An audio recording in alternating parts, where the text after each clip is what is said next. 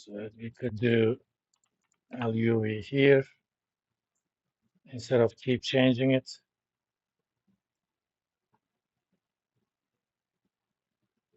All right. The summary page typically has their PEs. Where are they? PE ratio, and you see the notation trailing 12 months, 50, 54 for Southwest,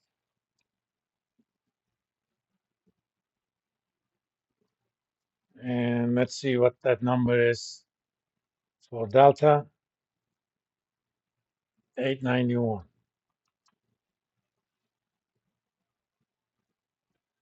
Now, suppose you didn't know anything else and you wanted to make a trade decision based on those numbers. Let's think about the interpretation of the PE. It basically says if the earnings were to remain at their level during the last 12 months until the end of time, how many years it would take you to recoup your investment in earnings. So for Delta, that number is about 9 years. For Southwest, that number is 50 years. So if you didn't know anything else, which one would you buy, Delta or Southwest? Huh? Delta, because you're going to get your money back much faster. Of course, this is based on a thought experiment. I'm saying earnings are going to remain at their level last year until the end of time, which is not a very useful thought experiment, but that's what PE ratio means. I mean, if the earnings growth of these companies are expected to be the same in the future, then this will give me a good idea. Buy Delta, short Southwest. Basically, Southwest is too expensive, at least relative to Delta. The similar number for S&P 500 PE. This is a nice little website I look at quite a bit.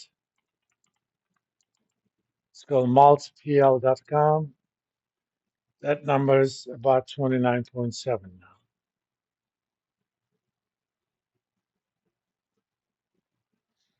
Remember, S&P 500 is an index of 500 stocks from different sectors. Some, the market value of companies in S&P 500 is typically about 90% of the market capitalization of the entire US market. So it's a pretty broad index. So if you think about it, overall market is about 30. So even relative to the market, Delta seems to be cheap. Again, based on those conditions. There are certain issues with this approach. One, PE as calculated TTM is backward looking.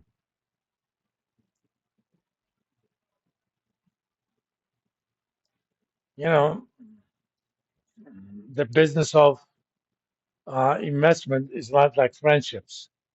What you have done for me in the past doesn't mean much. Okay? I mean, I made quite a bit of money uh, using NVIDIA trades over the last 2, 3 years. That doesn't mean I'm going to like NVIDIA because I made money in the past. I mean, I still do, but for different reasons. What matters is what I expect you to make from me. So this is not stocks are not your boyfriend's girlfriend's or friend. Okay, they may have done good things for you. If that's a good predictor of what they're gonna do for you in the future, fine, but not necessarily. And the second issue is uh,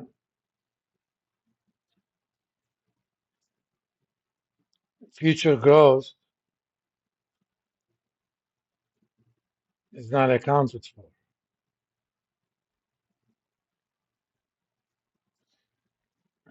And another issue with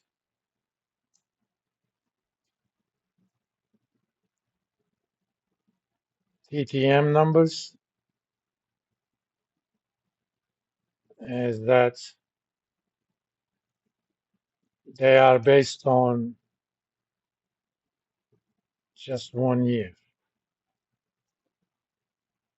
That could have been an off year for a given company, or that could have been an abnormally good year. So there are ways we can kind of address all these issues. This first issue, we can modify the PE ratio using what we call forward PE, which uses expected EPS during the next 12 months. Well, for most publicly traded firms, there are many analysts, equity analysts that are following these companies. They make predictions about what those earnings are going to be.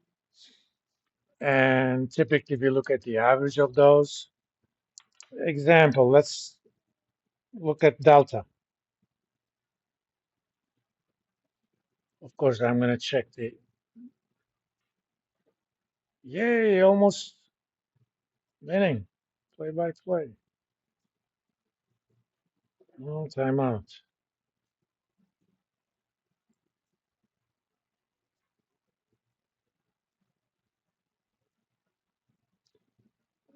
You got to start watching this guy, by the way. I think he's the third year player now. He plays for Houston Rockets. You may see him in NBA Finals next year. They couldn't pass through Warriors this year, but I'm sure they will next year. Uh, to get the forward P numbers on FinanceYahoo.com, click on statistics. Right here, you're going to see that number. It's 911.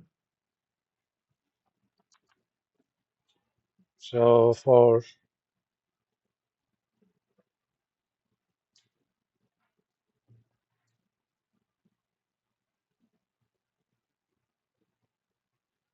it's pretty much the same as this year, which pretty much tells you that there's not much growth expected next year, right?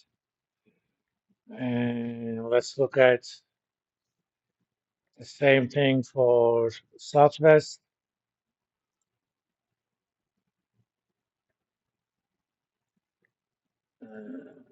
1305.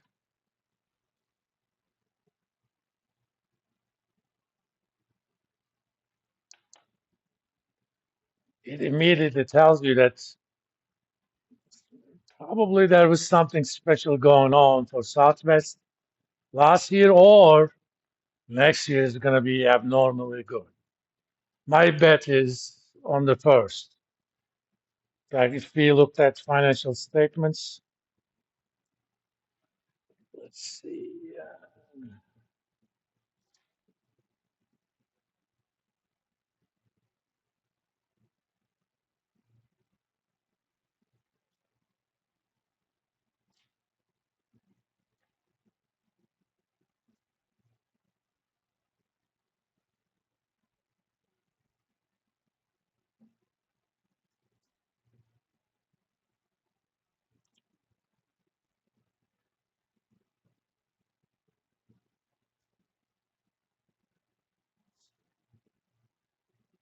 I mean, don't know what's going on, but something is going on.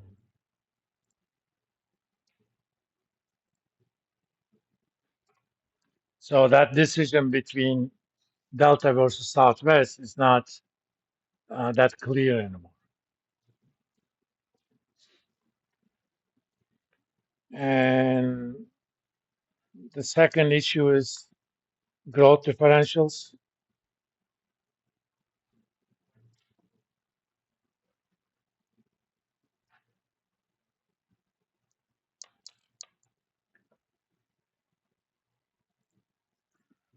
After checking the score, yes, done.